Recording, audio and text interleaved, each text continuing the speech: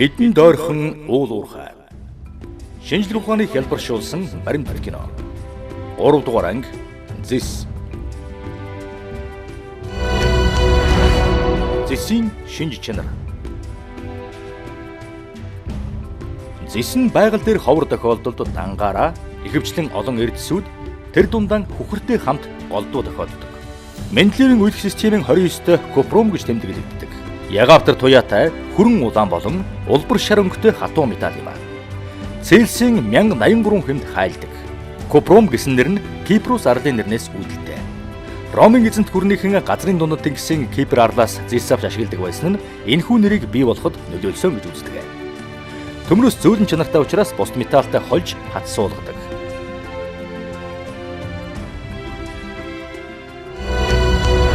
Зисийн хэрэглээний түүх. Хүн төрлөختөн манай эртний өмнөх 10,000 жилийн тэртегээс зисийг анх хэрэглэж эхэлжээ.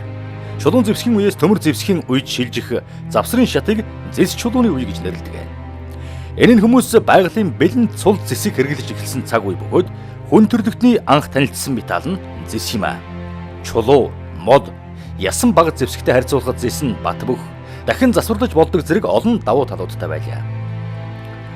Эртний улсуудад зисийг гоёл чимэглэл, бэлэг дурсгал болон уран барилга, цэрэг дайны хэрэгсэлд өргөн ашигладаг байсан байна. Энэний жишээ нь эртний Рим, Ром, Египтийн цэрэг, жанждуудын хоёрыг дуулга, зисээр хийсэн орой, хан, хаалга бүхий сүмийн барилгууд, уран баримл, хөшөө дурсгалууд зэрэг юм аа. Ийхүү зис нь олон зуун жилийн турш дэлхийн улс орнуудын хамгийн эрэлт хэрэгцээтэй бүтээгдэхүүн байгаа зогсохгүй хүн төрлөختний соёл иргэншилд чухал нөлөө үзүүлсэн ашигт малтмал юм аа.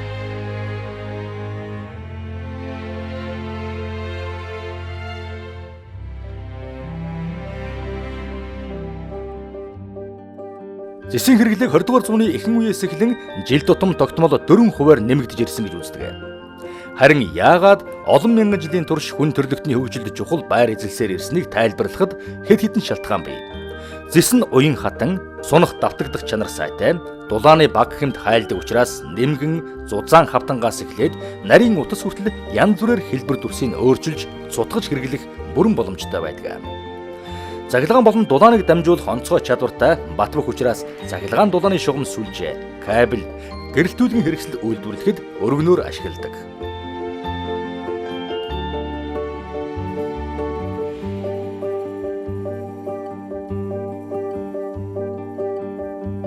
Зэврэлтийг эсэргүүцэх өндөр чадвар, уян чанараар нь барилгын хийц, сан техникийн болон ус хий дамжуулах, агааржуулах, хөргөх, хөлдөөх байгууламжийн хоолой зэргийг хийхэд голчтон хэрэглэж байна. Бусад металлтай амархан нэгдэж, гуйл, хүрэл зэрэг ашигтай хайлшууд бий болгодог учраас зисийг дангаар нь болон түүний хайлшуудыг автомашин, онгоц, пуужингийн үйлдвэрлэлд өргөнөөр ашиглаж байна. Зисийн бас нэгэн гайхалтай чанар нь дахин хамгийн сайн боловсрогддог металл бөгөөд нийт зисийн 85%-ийг дахин боловсруулж болдог.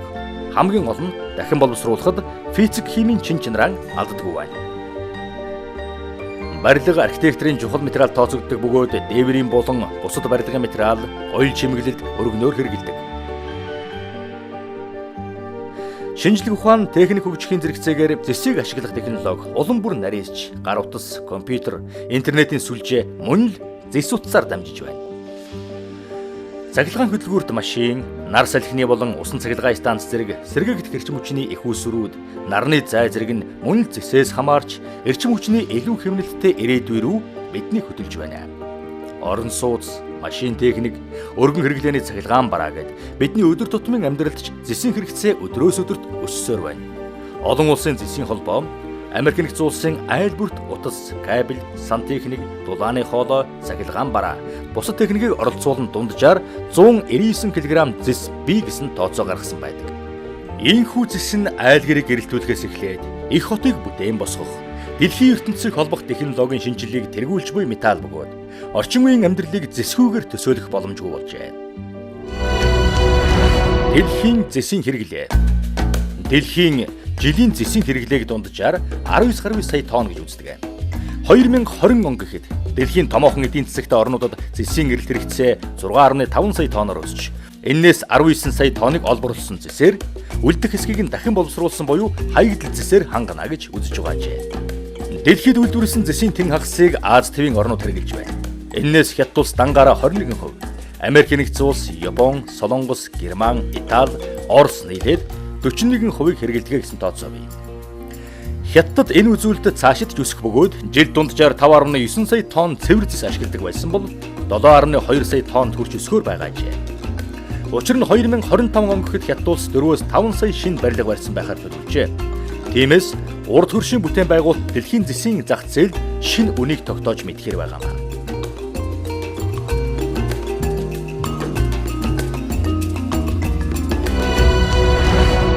Дэлхийн зэсийн нөөц. Дэлхийн цэвэр зэсийн нөөцийг Америк нэгдсэн улсын геологийн алба 650 сая тонн гэж тогтоожээ. Харин энэ нөөцийн 70% нь 12 оронд ногддог. Энээс үйлдвэрлэлийн зориутаар ашиглаж болох 340 сая тонн зэсийн нөөцийн 40% нь Латин Америкийн орнуудад болон Чили, Америк нэгдсэн улсад, бусад нь Монгол, Австрали, Индонез, Оросын холбооны улс, Канада, Казахстан зэрэг улсад төвлөрдөг байна. Хоёрдугаар хэсэг Монгол улсын зэс олборлолтын төвх. Монгол нутагт амьдран суугчид манай эртний өмнөх 3000 жилийн эхэнд зэс чулууны үеийг дамжсан бөгөөд зэс чулууны үе дуусч хүрэл зэвсгийн үе эхлэхэд зэсийг тулахтай хольж хайлуулан хүрэл хэмээх холимог төмөрлөг гаргаж үйлдвэрлэл явуулж байсны дурсгал олноорон олдсон байдаг. Эртний Монгол арчууд зэсээр бурхан шашны зүйл хийхин зэрэгцээ, нутаг нутгийн өвөрмөц шинжийг харуулсан олон янзын хээ угалз бүхий гол чимэглэлийн зүйлс, савхан, завья, гүц зэргийг урлаж иржээ.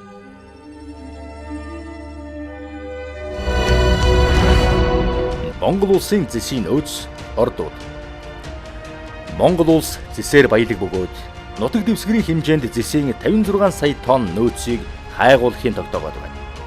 Энэ нь хувийн жингэрэн дэлхийн зэсийн нөөцийн бараг 10 орчим хувь юм. Манай орны зэсийн хөдрийн ордуудын ихэнх нь ойрхон, сэлэнгийн сав газар, говийн бүс, өмнөд хэрлэн, баян хонгор, хан хөхийн нутаг дэвсгэрт төвлөрдөг.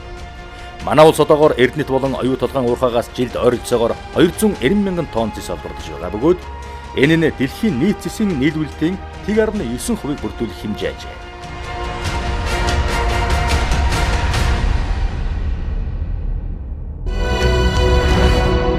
Эрдэнэтийн зэс молибдены орд. Уг орд нь Улаанбаатар хотоос баруун хойд зүгт 340 км зайд Орхон аймгийн нутагт байрладаг. Зэс молибдены ордын хөдрийн биет нь уртаашаа 25 км, өргөн нь 1.5-аас 3 км орчим сунан тогтсон 4 үндсэн хэсгээс бүрдэнэ. 7.4 сая тонн зэс, 314.4 мянган тонн молибден агуулсан 1 тэрбум 967.9 сая тонн геологийн нөөцтэй. Энэ нь Эрдэнэт үйлдвэрийн одоогийн хүчин чадлаар болоод цаашид 2023 оноос жилд 35 сая тонн хөдөр боловсруулна гэж тооцоолоход 40 орчим жил ажиллах нөөц юм аа.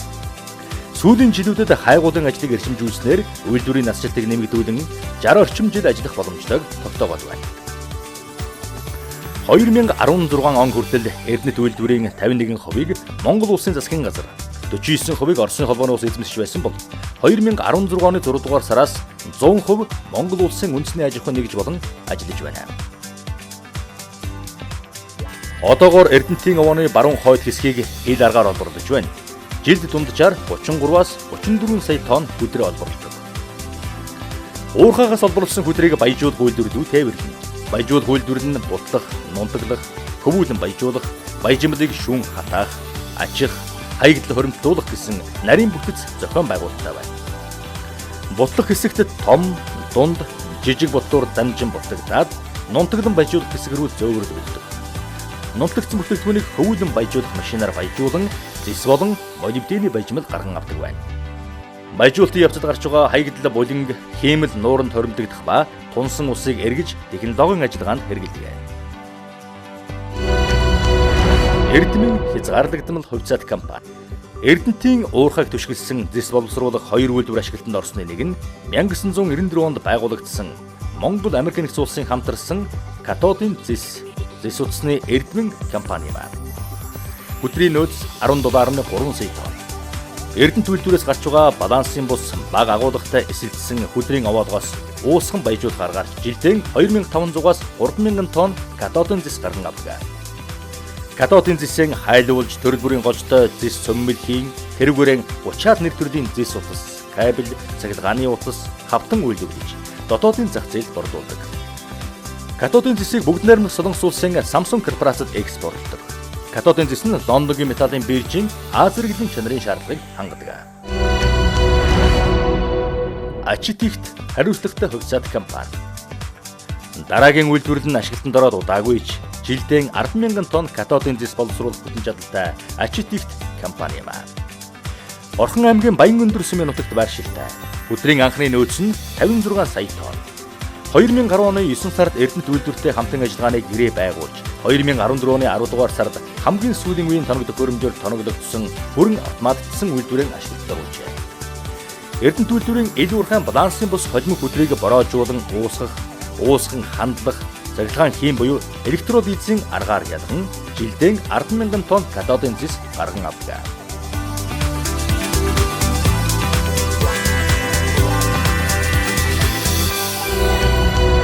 Оюу толгойн зэс алтны бүлэг орд. Оюу толгойн зэс алтны бүлэг орд нь Улаанбаатар хотоос урагшаан 650 км зайд Өвнөгов аймгийн Хамбогд сумын нутагт байрлалтай. Талбай нийт хэмжээ 8490 га. Оюу толгойн ордын нөөц хэмжээ нь 3.6 тэрбум тонн хүдэрт. Зэс 31 сая тонн, алт 1200 тонн, мөнгө 7800 тонн, молибден 8700 тонн хэмжээтэй агуулгаддаг гэж тогтоосон. Оюу толгойн зэс алтны бүлэг орд нь оюут, хьюго даммет болон хэрүүга гэсэн ордоос тогтно. Оюутын ордыг ил уурхайгаар, хьюго даммет болон хэрүүга ордуудыг хүний уурхайн аргаар ашиглахаар төлөвлөн ажиллаж байна.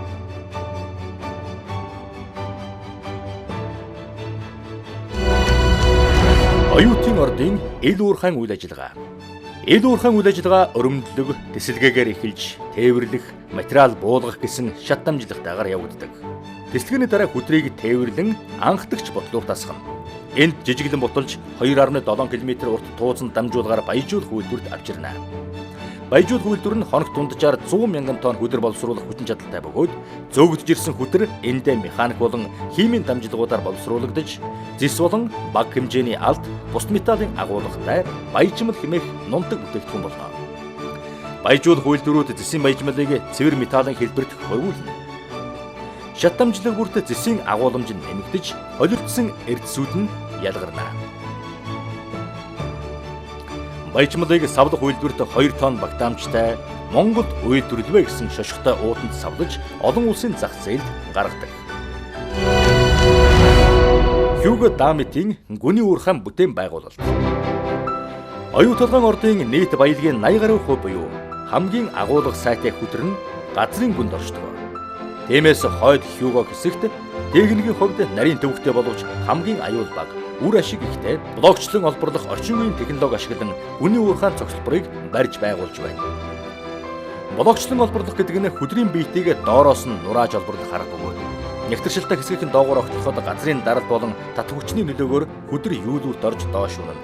Унсан хүдрийг гадар руу татан авч нунтаг болгон баяжуулан хайлуулж цэвэршүүлэх ажээ. Гүний уурхайд одоогоор 25 км нэвтрэлт хийгдээд байна.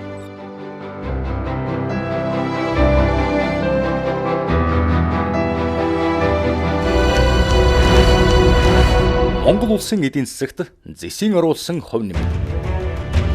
Зэсийн бас нэгэн үнэт чанар нь улс орны эдийн засгийн өсөлтийг хангах, хөгжиж байгаа орнуудын хөгжлийн хурдсуур болж өгдгөрөн онцлог ажээ.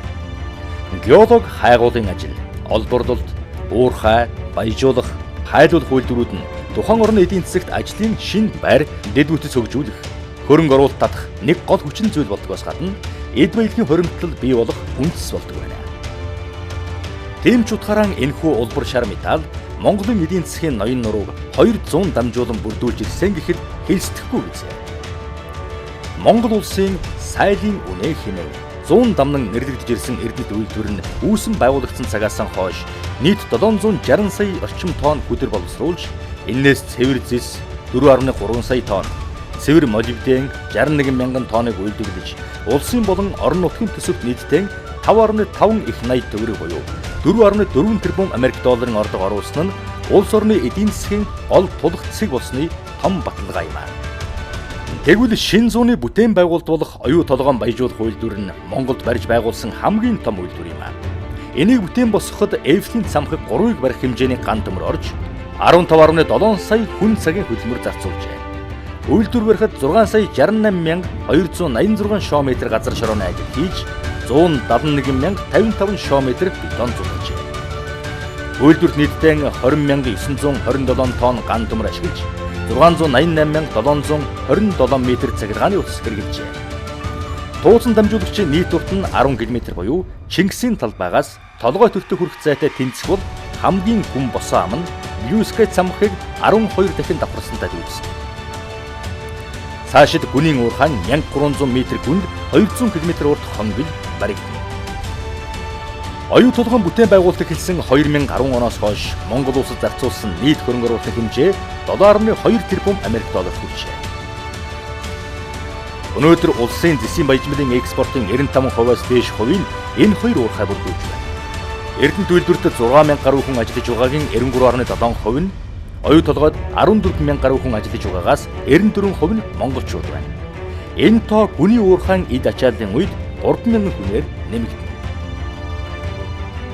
Мөн эдгээр уурхайнууд сүүлийн онуудад татвар төлөгчийн эхний 3 байрт он дараалан жагсжээ. Өдгөө зэсийн баяжмал үйлдвэрлэлээр Аз твийн тэргүүлэх 10 уурхайныг болсон Эрдэнэт үйлдвэр 2017-оос 2031 онд хөгжүүлэх стратегийн бодлоготой үйлдвэрийн жилийн хүчин чадлыг 35 сая тоннд хүргэх, нэмүүрдэг шингэсэн эдийн бүтээгдэхүүн үйлдвэрлэх зорилт дэвшүүлсэн байна. Оюу толгойхон 2020 он гэхэд гүний уурхайгаас эхний хөдөр олборлож 2027 он гэхэд гүний уурхайн бүрэн хүчин чадлаараа ажиллах, дэлхийд өрсөлдөх үйс зэсийн үйлдвэрлэлийг цогцлоож Монгол улсын хөгжил дэвшилд хувь нэмэр оруулах хэмээн зорилтоо тодорхойлжээ. Эдгээр цөөхөн тоо баримт гэхэд Монгол улсын эдийн засагт зэсийн салбарын үзүүлж байгаа үнэтэй хувь нэмрийг илэрхийлэхэд багдахгүй юм аа. Зэсийн ирээдүй ямар байна вэ? Зэсийн баяжмлын дэлхийн зах зээлийн үнээс монголчуудын эдийн засаг ихээхэн хамаардаг. Зэсийн үн тогтвортой байх ганц нөхцөл нь эрэлт тогтвортой байх юм аа. Олон улсын зэсийн нийгэмлэгээс 1950-ад онд нэг хүнд ногд боловсруулсан зэсийн хэмжээ 1 кг орчим байсан бол гэр ахуйн цахилгаан хэрэгсэл, дэд үтц, орон сууц, автомашины хэрэглээтэй холбоотойгоор 2015 онд 3 кг болж өссөн гэж зарлжээ. Дэлхийн зэсийн хэрэглээний 40% нь бүгд найрамдах Хятад улсад ногддог. Тэгвэл зэсийн идэвхтэй хэрэглэгч Америк нэгдсэн улс, Японы эдийн засгийн өсөлт нь зэсийн хэрэглээ буурахгүй байх нэг шалтгаан болж байна. Энэний зэрэгцээ зэсийн үн заавал Америк нэгдсэн улс Хятадаас хамааралтай байх үе үлрэх төгөж байжээ. Учир нь судлаачид цахилгаан машины хувьсгал зэсийн эрэлтийг үлэмж хэмжээгээр нэмэгдүүлэх тухай таамаг дэвшүүлжээ. Олон улсын зэсийн нийгэмлэгээс сэргээгдэх эрчим хүчний цахилгаан станц нь энгийн цахилгаан станцаас 12 дахин их зэс ашигладаг бол цахилгаан хөдөлгөөрт машин энгийн машинаас 3-аас 4 дахин их зэс ашиглана гэж мэдэгджээ. Зарим шинжээчид цахилгаан машины борлуулалт өсөхийн хэрээр 2030 он гэхэд зэсийн хэрэглээ 4.1 сая тонноор нэмэгдэнэ гэж үзэж байна. Дэлхийд даяар өрнөж байгаа зэсийн эйних давалгаан донд манай улс зэс олборлолтыг 2020 онд 1 сая тоннд хүргэнэ хэмээн тооцоолж байна. Тухайн үед оюу толгойд 775 мянга, Эрдэнэт 135 мянга, цагаан суврагын ордоос 70 мянган тонн цэвэр зэс гаргах баяжмал үйлдвэрлэхээр төлөвлөж байна. Тиймээс Монгол улс дэлхийн зэсийн салбарт өрсөлдөх чадвартай. Тэдний хэрэгцээг хангах хүчээр олборлол үйлдвэрлэлийг нэмэгдүүлэх өргөн боломжтой гэж хэлж болно.